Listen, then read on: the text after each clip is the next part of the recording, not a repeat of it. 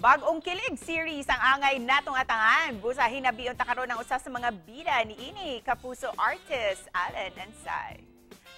Mayong buntag, maupay nga aga, Allen, at welcome back dito sa GMA Regional TV Live. Pakibati naman sa lahat mga kapuso natin dito sa Visayas. Maupay nga aga. Yan, hello po sa inyong lahat. Allen, every morning, what are you most thankful for? Ayan, syempre lagi yung maganda yung gising ko. And ayan, safe yung family ko. Yun talaga yung lagi kong pinag-thank you kay God. Tuwing umaga ba, sino-sino yung mga una mong mini-message ng good morning at bakit? Kasama ba dyan si Sofia? Syempre, hindi po yung mawawala.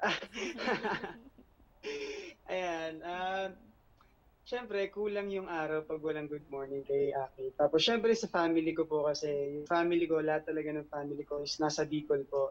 Kaya, ayun, everyday kinukumusta ko sila kasi, syempre, namimiss ko rin po sila. And, ayun po. Kaya naman kilig overload talaga yung hatid ninyong dalawa ni Sofia at may aabangan kaming bagong series na handog ninyo. Itong Love is Caught in His Arms. Anong klaseng kwento o kilig itong mapapanood namin dito? Ayan, ayan sa lahat po ng mga kapuso natin dyan. Isang panibago na namang kilig ang aabangan nyo ngayon sa GMA. Ito po ay story ng isang babae na tumira sa mansyon ng 5 magpipinsan na lalaki. Na which is ang pangalan ni Sofia Don Florence, ang tawag niya sa aming 5 Ferel is Shokoy. 5 Shokoy daw kami. Tapos ayun, sa 5 Ferel, ako yung pinaka-misteryoso, pinaka-weirdo, pero magbabago yung ugali ko dahil makikilala ko si Florence. Ano ba yung karakter mo dito sa series na ito na mamahalin talaga ng mga kapuso viewers natin, Allen? Siguro dun ang mamahalin talaga dito ng mga kapuso natin, yung pag-switch ng ugali ko from hindi ko pinapansin si Florence. Pero magbabago yun, paunti-unti. At makikita yun ng mga kapuso natin. Sino pa yung mga makakasama nyo sa series na ito? At ano din yung mga namimiss mo sa tapings nyo?